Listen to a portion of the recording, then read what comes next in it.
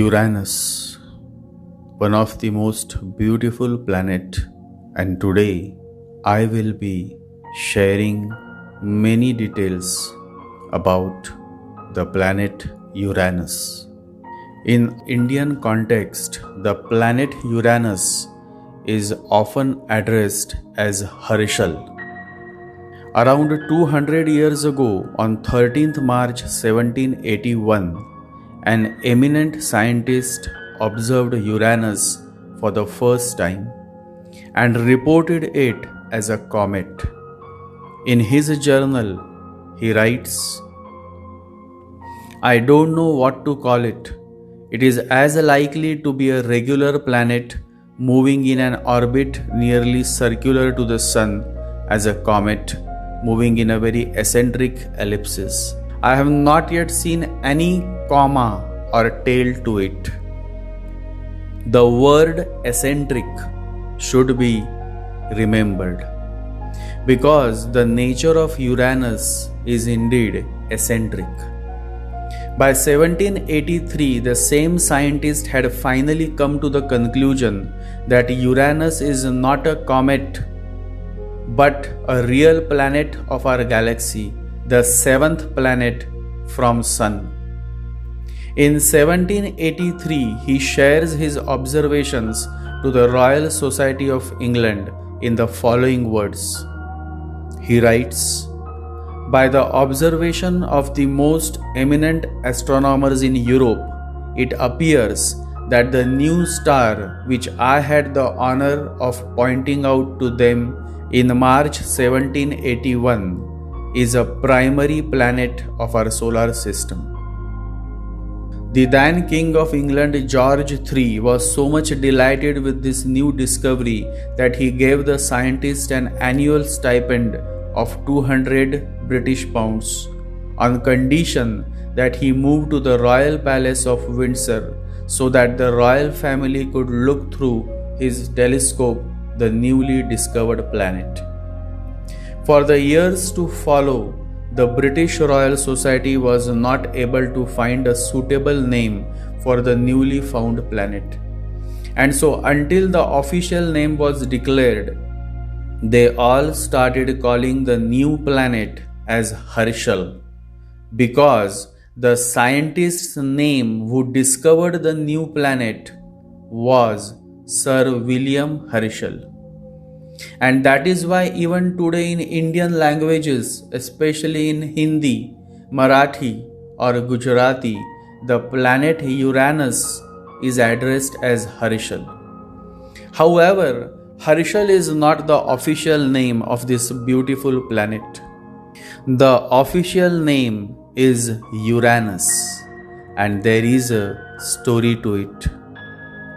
After Sir William Herschel discovered the planet, he initially named it as Georgian planet in honor of his new patron, King George III. However, outside England, nobody was willing to accept this name.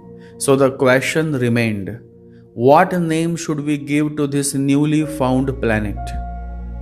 In 1783, German astronomer Johann Bode suggested the name Uranus.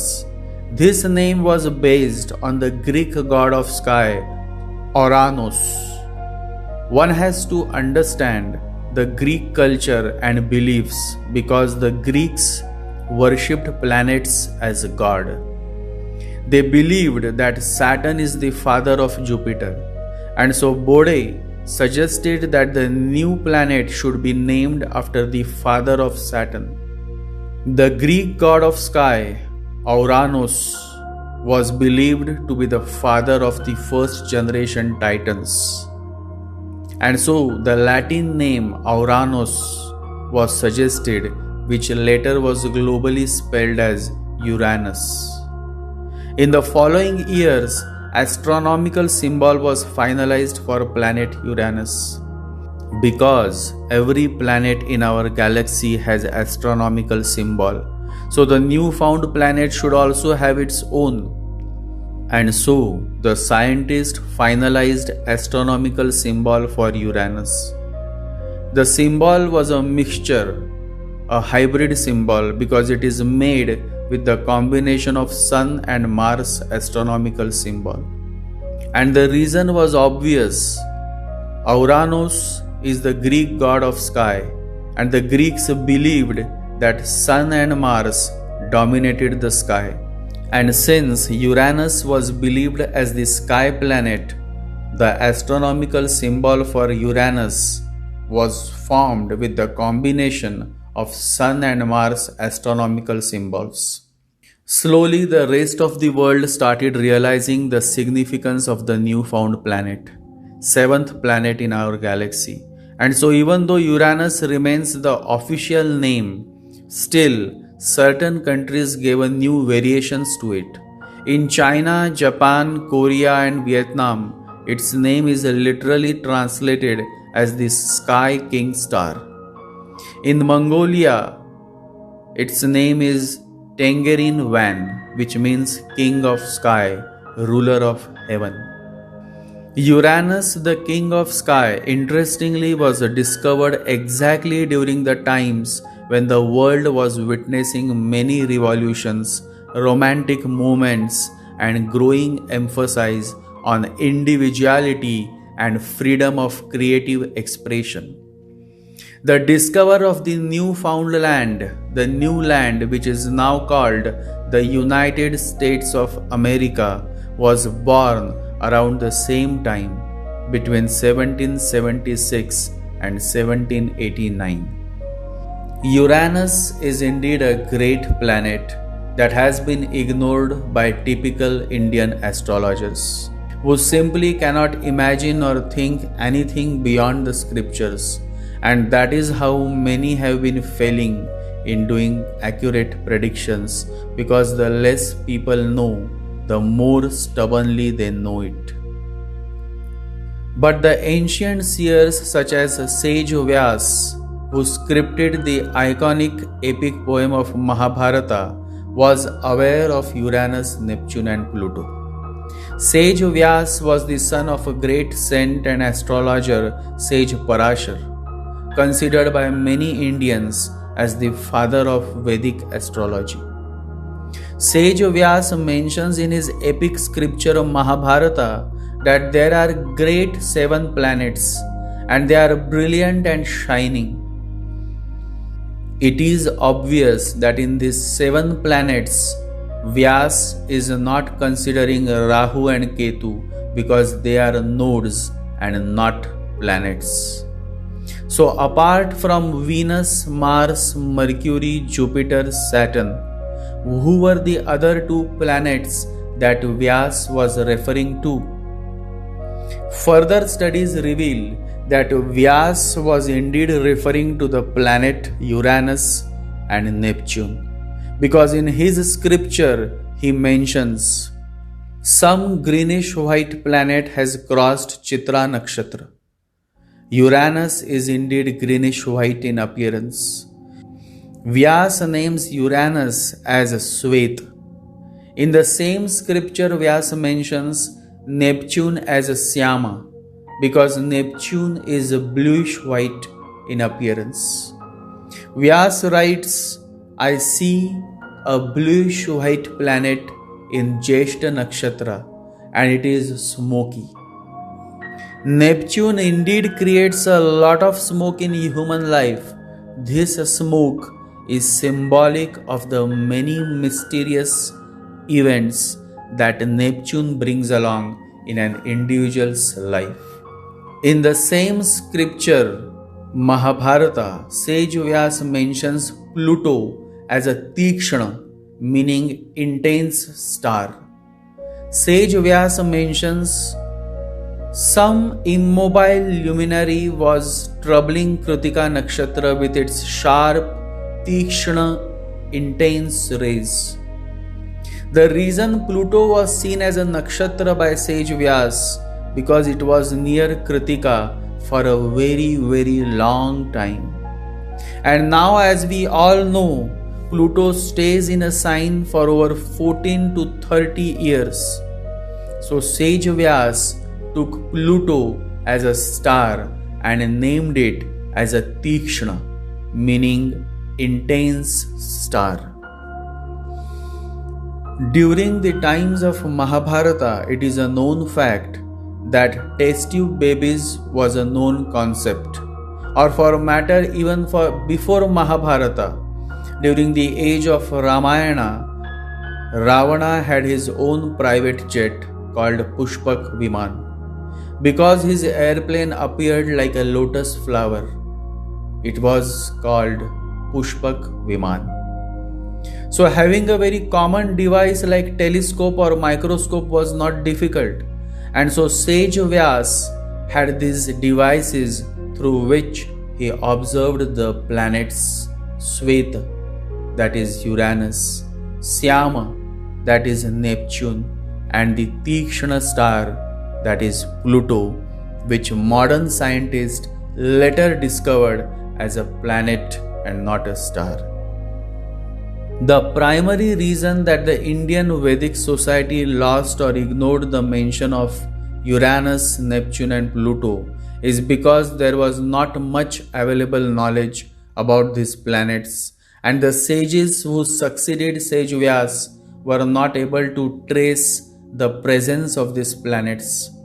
And so the many scriptures that they scripted had a little or almost no mention of Uranus, Neptune, and Pluto. Most of our Indian astrology society is more of a follower of scriptures, and so we have more parrots and less eagles. Eagles who can dare to dive into the unknown, the unseen, the beyond. One who has the courage to go beyond the scriptures and declare to the skies the reality, whatever it is. And there have been such rare individuals who were also astrologers and who dared to explore the trio, that is Uranus, Neptune, and Pluto. Uranus, Neptune, Pluto has been widely accepted by Western astrologers, but Indian astrologers have been ignoring these planets, leading to many misinterpretations and wrong predictions. Uranus has the similar traits of Mercury, but at a very larger, higher version.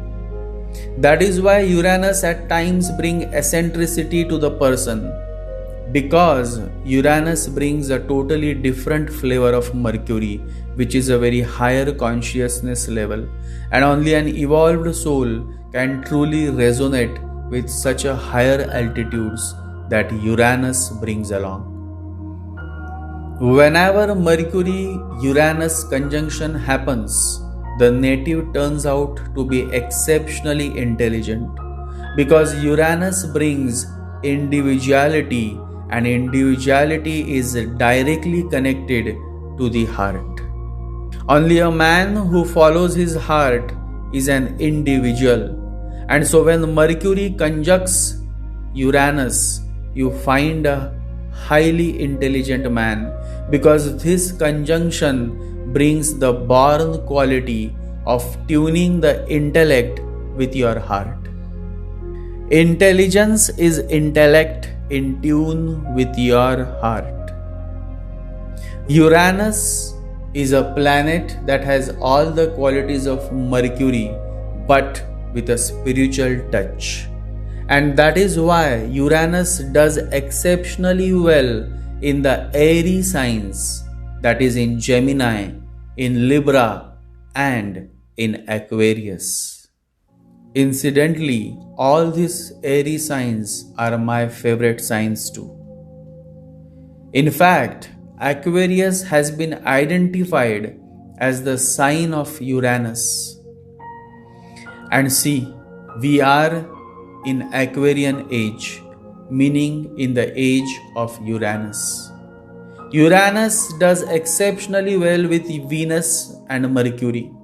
Conjunctions or any other positive aspects with these planets provides exceptional results, giving birth to a legend or a person who indeed is different than the rest. It's different. Uranus loves all that is odd and different from the rest. A man or a woman who has a very strong Uranus, primarily in the Kendra houses, that is in the first, fourth, seventh, and 10th house, generally stand out from the rest of the crowd.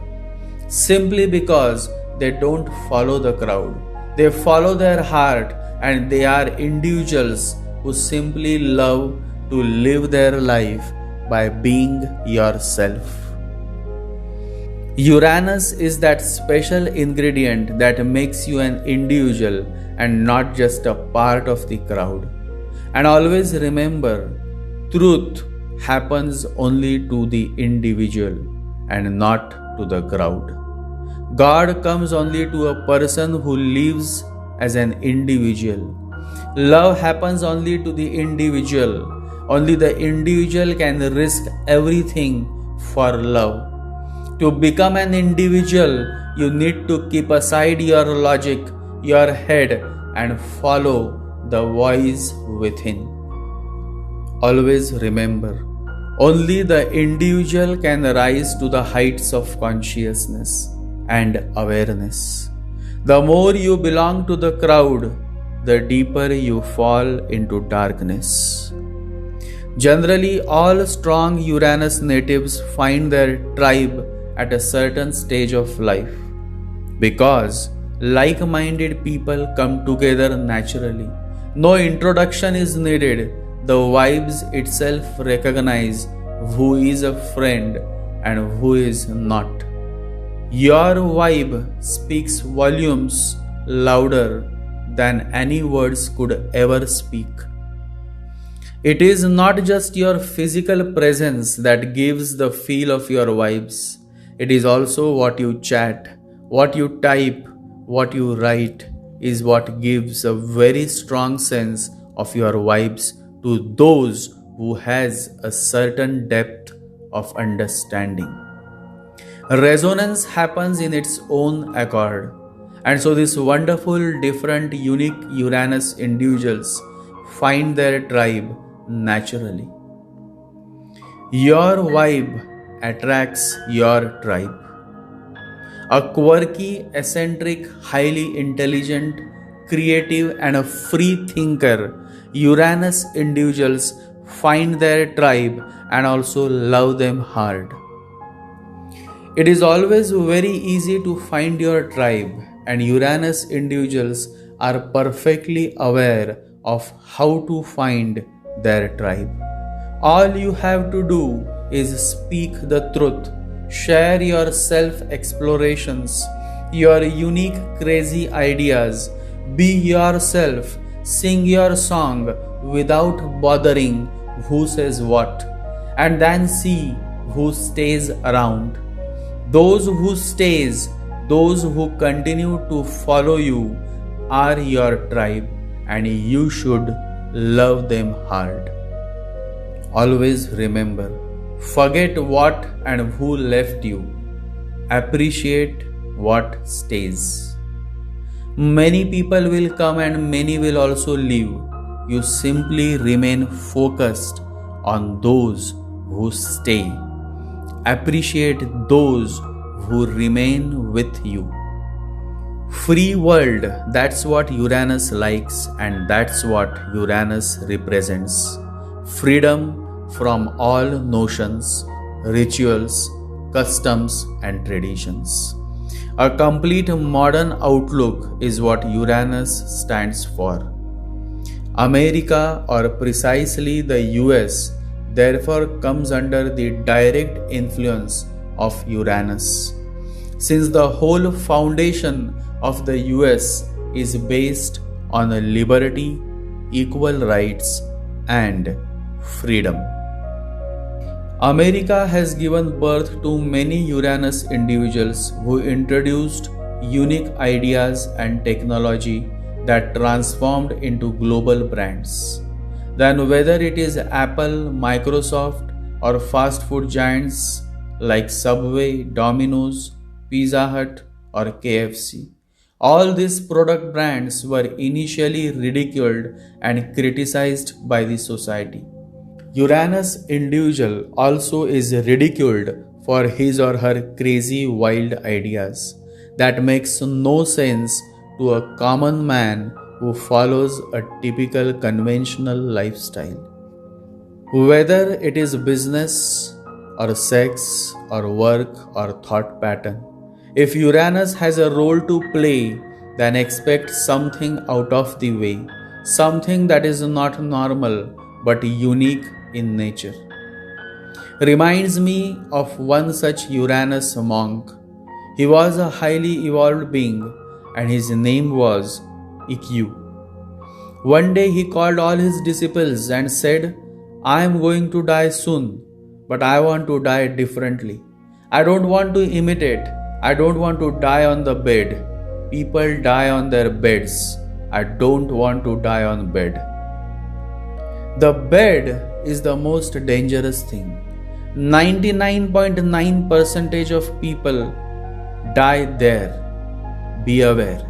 So whenever you go to bed, remember this place is very close to the graveyard.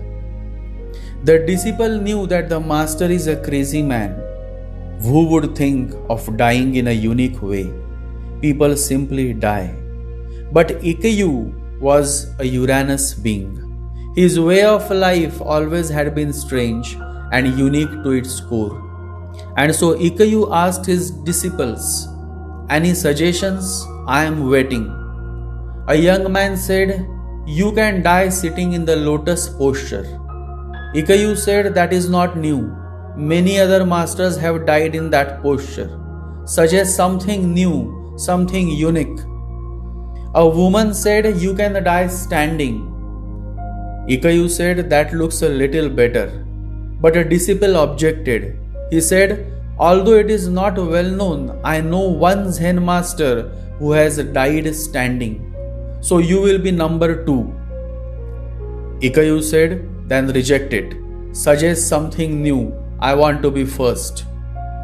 It is then that one of the closest disciples suggested, You die standing on your head in a headstand, Shirsasana. Nobody has ever tried it. Ikkyu said, That's right, that suits me. I am so grateful to you. He stood on his head and died. This is how Uranus influenced beings too. They always are unique in their way of doing things. And the divine spiritual master Ikkyu, being a Uranus being, even while dying, made sure that his way of dying is unique, novel. Ikkyu died by standing on his head, but now the disciples were in dilemma. They knew what to do when somebody dies on a bed, that his clothes have to be changed, that he has to be given a bath, new clothes have to be put on him, and then he is taken to the funeral. But what to do with this man who is standing on his head? He has not even fallen and he is dead. They tried in every possible way to find out whether he was dead or alive.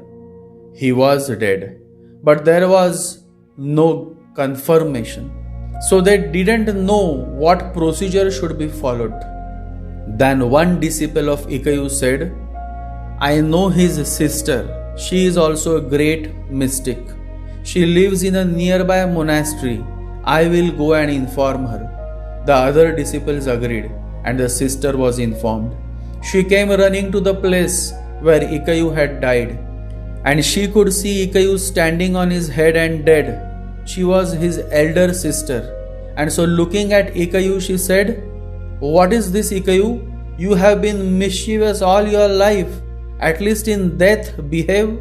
Just lie down on the bed. And it is said that Ikkyu quickly jumped on the bed and died. And the sister simply walked out of the room. She did not even bother that he had died. The sister just called loudly, Ikkyu, get back to your bed and then die. And Ikkyu quickly jumped on the bed and died. What happened? Both were great spiritual masters.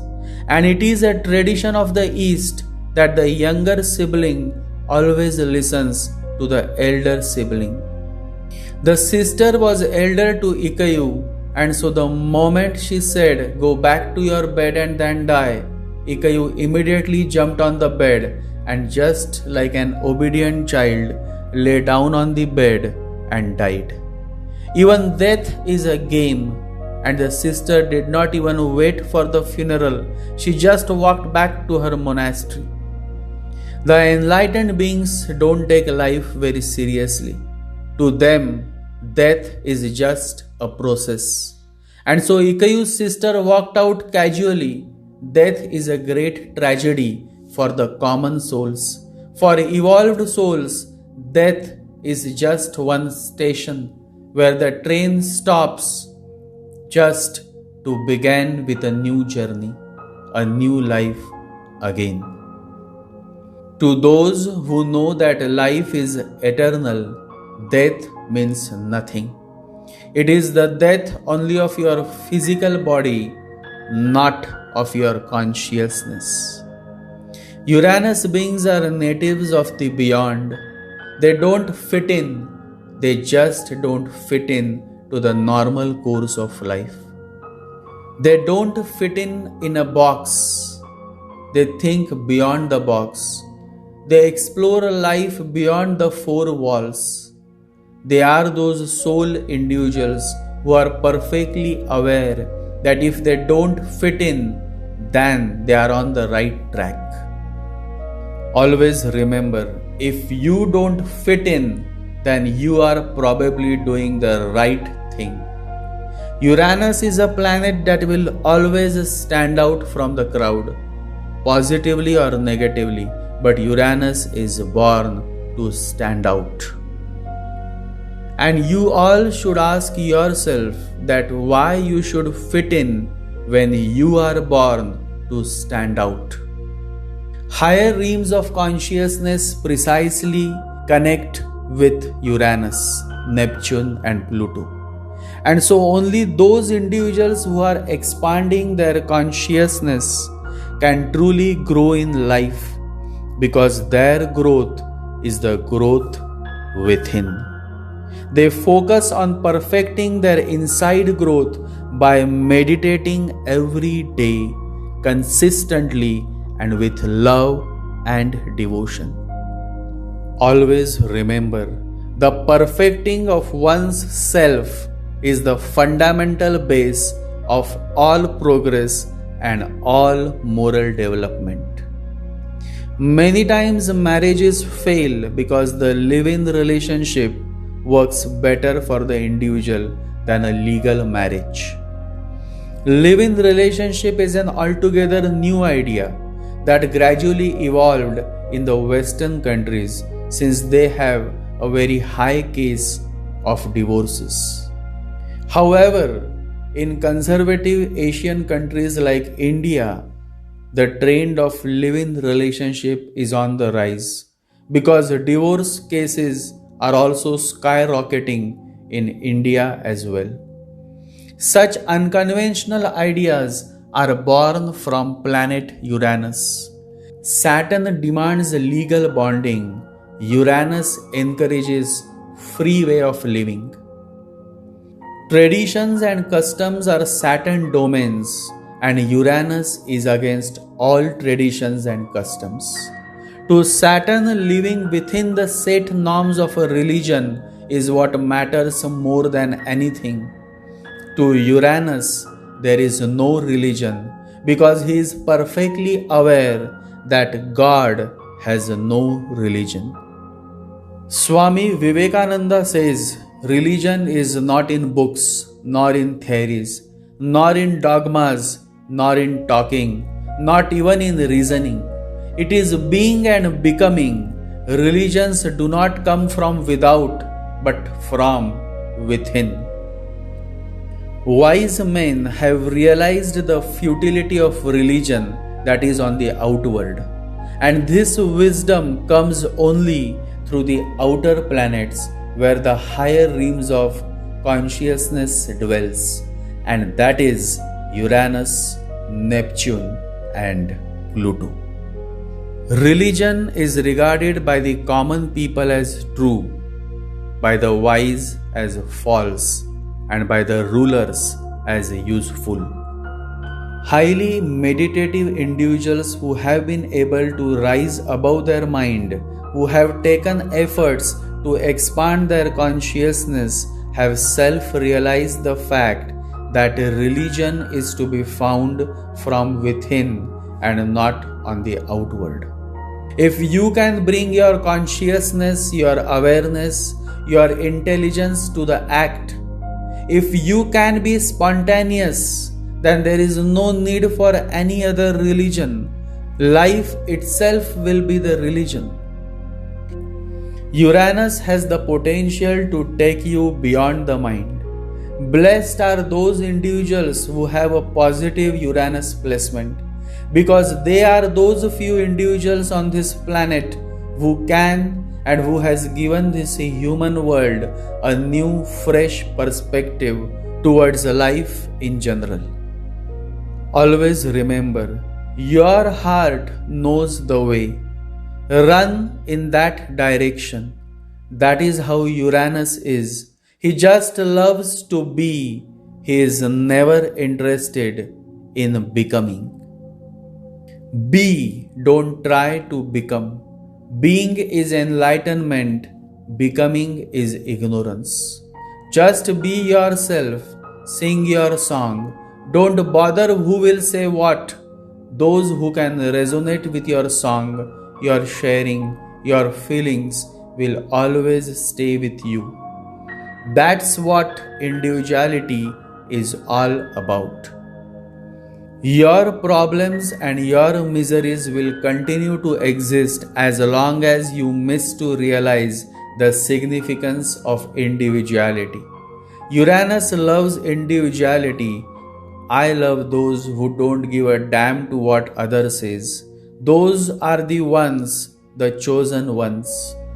God loves individual and not crowds, because truth happens to an individual and not to crowds. Be an individual. That's the message of Uranus to all those insane individuals who can listen to the message of Uranus, the king of sky. It happens, it always happens that those who are truly sane are labeled by the fake society as insane individuals. And it is these insane individuals who have given this human world the unimaginable wonders and innovations, because they could hear the music of the beyond, of the unseen, which the so-called sane people cannot. Those who were seen dancing were thought to be insane by those who could not hear the music. Jupiter, Ketu, Mars, Sun, Moon, they vibrate positively with Uranus. The most contrast planet that stands against Uranus is Saturn.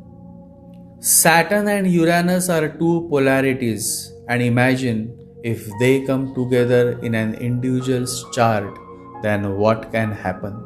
And that is exactly what I will be sharing with you all in my next video, Uranus-Saturn conjunction. Stay tuned and stay blessed. Meditate every day.